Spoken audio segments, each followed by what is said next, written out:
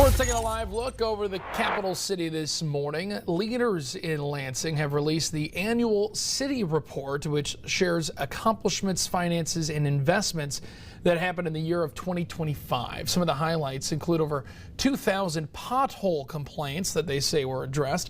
Nearly 36 illegal firearms were seized, over $62,000 in grants to 28 different neighborhood projects, and the recycling of nearly 5,000 tons of waste. The mayor, Schor, responded to the report saying, quote, "From strengthening public safety to investing in infrastructure and expanding economic opportunities, we are building a stronger, more resilient community for everyone," end quote.